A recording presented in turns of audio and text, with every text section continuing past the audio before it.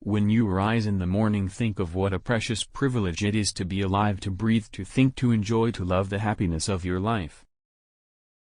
Depends upon the quality of your thoughts. Look well into thyself. There's a source of strength which will always spring up as our world always look. Do not indulge in dreams of having what you have not, but I reckon up the chief of the blessings you do possess, and then thankfully remember I would crave them if they were not yours. The object of life is not to be on the side of the majority, but to escape finding oneself in the ranks of the insane. Here is a rule to remember in future: when anything tempts you to feel bitter, not this is misfortune, but to bear this worthily is good fortune. Accept whatever comes to you woven in it. If we learn to be indifferent to what makes no difference, think of yourself as dead. You have lived your life, now take what's left and live it properly. Death smiles at us all, but all a man can do is smile back. The best revenge is not to be like your enemy. Your mind will take the shape of what you frequently hold and thought of.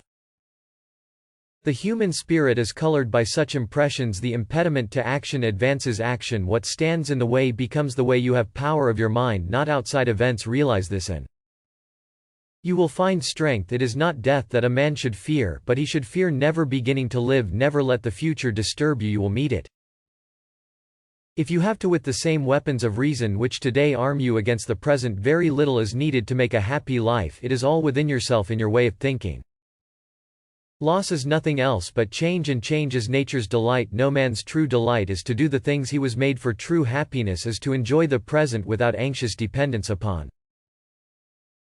the future, not to amuse ourselves with either hopes or fears, but to rest satisfied with what we have, which is sufficient for he that is so wants nothing. Begin at once to live. Count each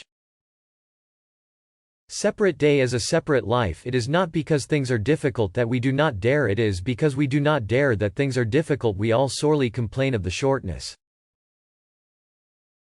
of time, and yet have much more than we know what to do with our lives, are either spent in doing nothing at all, or in doing nothing to the purpose, or in doing nothing that we ought to do. We are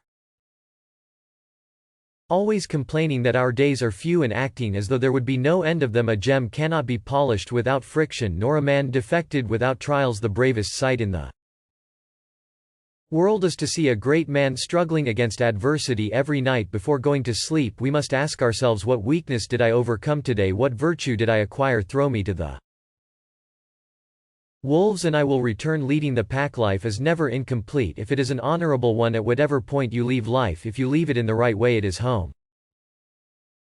You will find strength. It is not death that a man should fear, but he should fear never beginning to live. Never let the future disturb you. You will meet it. The kind of life you lead really any different to being dead? The greatest blessings of mankind are within us and within our reach. A wise man is contented with his lot. Whatever it may be, man is affected not by events but by the view he takes of them. As is a tale, so his life. Not how long it is, but how good it is what matters. Sometimes even to live is an act of courage. If you really want to escape the things that harass you, what you're needing is not to be in a different place, but to be a different person. Until we have begun to go without them, we fail to realize how unnecessary